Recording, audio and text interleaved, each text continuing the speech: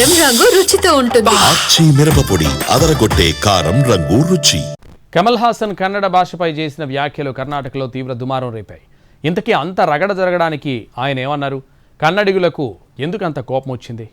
చెన్నైలో tug live cinema pre release కార్యక్రమం జరిగింది. ఇందులో సీనియర్ నటుడు కమల్ ఓ మాట అన్నారు. అదేంటంటే తమిళం నుంచి కన్నడ భాష పుట్టిందంటూ కామెంట్ చేశారు. ఇక్కడ ఉన్నది నా కుటుంబం అని, అందుకే శివరాజ్ కుమార్ ఇక్కడికొచ్చారని అన్నారు. మీ భాష కన్నడం కూడా తమిళం నుంచి పుట్టింది కాబట్టి మీరు కూడా దానిలో భాగమేనని ఆయన అనడం వివాదాస్పదమైంది. కన్నడ సూపర్ స్టార్ శివరాజ్ కుమార్ ఎదుటే కమల్ హాసన్ ఈ వ్యాఖ్యలు చేయడంపై కన్నడిగులు భగ్గుమంటున్నారు. మరోవైపు కమల్ కామెంట్స్పై కర్ణాటక బీజేపీ అధ్యక్షుడు యడియూరప్ప మండిపడ్డారు. కమల్ సంస్కారం లేని వ్యక్తి అని, కన్నడ భాషను అవమానించారని ఆరోపించారు. మాతృభాషను ప్రేమించడం మంచిదే, కానీ ఇతర భాషల్ని అవమానించడం సంస్కారం కాదన్నారు. 6.5 కోట్ల కన్నడిగుల ఆత్మగౌరవాన్ని దెబ్బతీసి కన్నడను అవమానించినందుకు ఆయన క్షమాపణ చెప్పాలని డిమాండ్ చేశారు. అయితే కన్నడ విషయంలో చేసిన కామెంట్లపై కమల్ హాసన్ వివరణిచ్చారు. చాలామంది చరిత్రకారులు తనకు భాష నేర్పించారని అన్నారు. రాజకీయ నాయకులకు భాష గురించి మాట్లాడే అర్హత లేదని, ఇది సమాధానం కాదని, వివరణ మాత్రమే అన్నారాయన.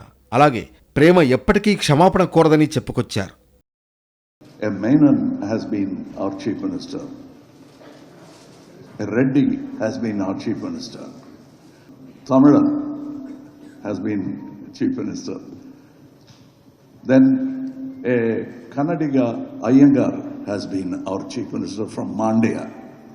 When there was a problem in Chennai, which came from that chief minister who hailed from Karnataka, politicians are not qualified to talk about language. They don't have the education enough to talk about it. That includes me. So let's leave all these very in-depth discussions to historians, archaeologists, and language experts. This is not an answer, this is an explanation. Love will never apologize. Thank you. మరోవైపు కన్నడ భాషా అభిమాన సంఘాలు కూడా కమల్ వ్యాఖ్యలపై తీవ్రంగా స్పందించాయి. బెంగళూరులో కమల్ పోస్టర్లను చించి నిరసన తెలిపారు. తమిళ భాషను గొప్పగా చూపిస్తూ కన్నడను చిన్నచూపు చూడడం తగదన్నారు. ఆయన బేషరతుగా క్షమాపణ చెప్పాలని, లేదంటే కర్ణాటకలో త్వరలో విడుదల కాబోయే సినిమాను అడ్డుకుంటామని హెచ్చరించారు.